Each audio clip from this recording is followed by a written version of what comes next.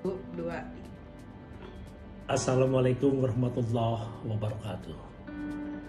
Saudaraku, seluruh anggota Koprumnas di mana saja berada. Alhamdulillah pada siang hari ini kita bisa berjumpa di dalam forum yang berbahagia ini. Yaitu kita bisa saling berbagi pengalaman, bisa saling berbagi informasi. Saudaraku semua, Koprumnas ini memang sebuah koperasi yang memiliki konsep DESCO. DESCO adalah D-nya itu developer, E-nya e-commerce, S-nya syariah, dan Ko-nya adalah koperasi.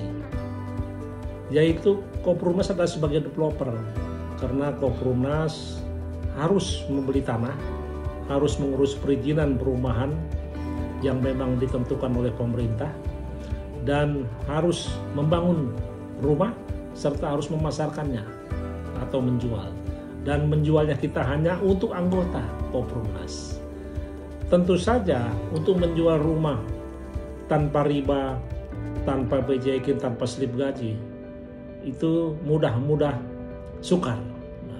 Mudah kalau kita sudah menemukan formulanya, dan sukar kalau kita salah menginformasikannya. Saya pikir Koprumnas dengan metode e-commerce ini sudah terbukti sukses. Sekarang dengan 20 bulan Koprumnas sudah bisa memasarkan rumah sekitar 15.000 rumah.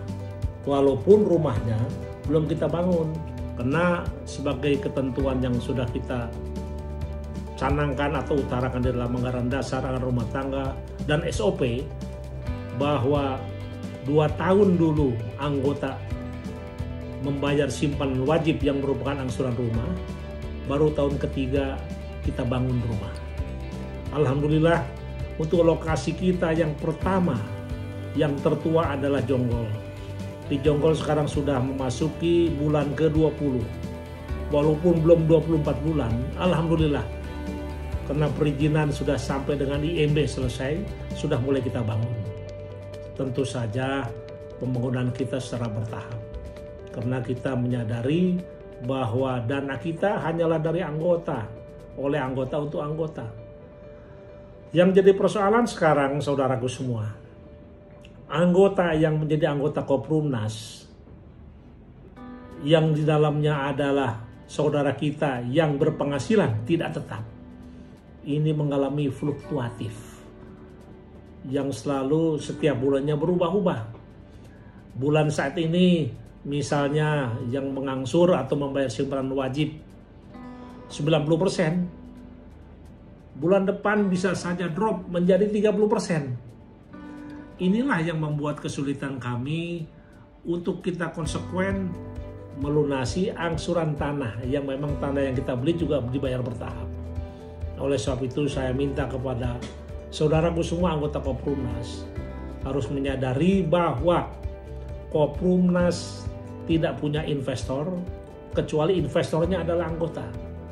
Koprumnas tidak punya bank sebagai penyedia dana kecuali penyedia dananya adalah anggota. Karena Koprumnas adalah hidup dari anggota, oleh anggota untuk anggota. Dan saudaraku semua, saat ini Koprumnas sudah dalam tahap pembangunan di awal yang di Jonggol. Saat ini kita sudah mulai membangun, insya Allah dalam tahap pertama kita akan bangun sekitar 500 rumah.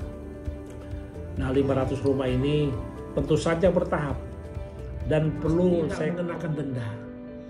Kalau pula telat sebulan, 2 bulan, 3 bulan, 4 bulan, tidak ada denda.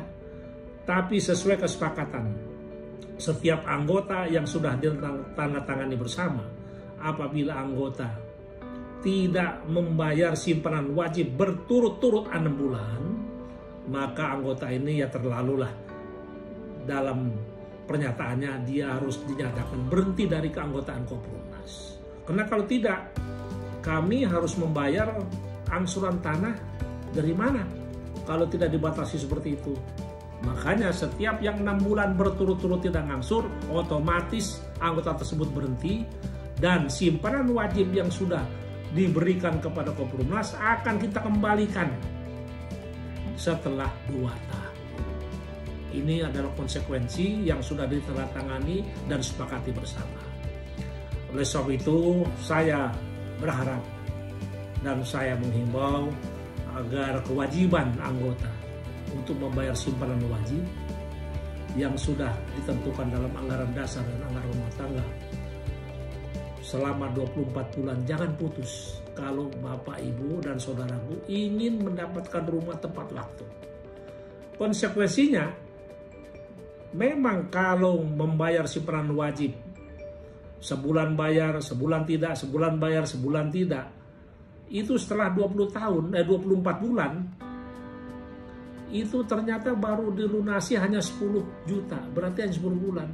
Tidak bisa pada saat bulan ke-24 serta merta anggota tersebut akan dapat rumah.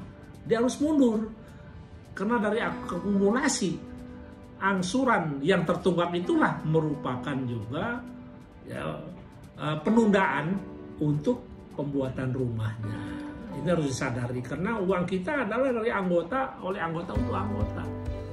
Dan itulah yang perlu saya sampaikan di dalam kondisi sekarang yang sedang kita menghadapi Corona atau COVID-19. Kita harus tetap jaga kesehatan. Kita harus optimis bahwa musibah ini adalah musibah dunia, musibah nasional. Kita harus hati-hati untuk menghadapi virus ini. Jangan sampai kita lengah dan jangan sampai kita sombong, angkuh, menganggap bahwa virus ini tidak akan membahayakan kita. Kita harus hati-hati. Pola hidup kita harus pola hidup bersih, dan kita harus jaga jarak bicara dengan sesama teman, sesama anggota. Dan hati-hati, jangan sampai lupa masker. Karena masker itu penting, walaupun sudah jaga jarak, hati-hati. Kalau kita memegang benda-benda juga, kita harus steril menggunakan disinfektan. Saya kira itu yang bisa saya sampaikan. Semoga kita dalam bahagia di dalam mencari kebahagiaan dunia dan akhirat, kita sama-sama dalam keadaan sehat walafiat. Terima kasih. Wabillahi taufiq wal hidayah. Wassalamualaikum warahmatullahi wabarakatuh.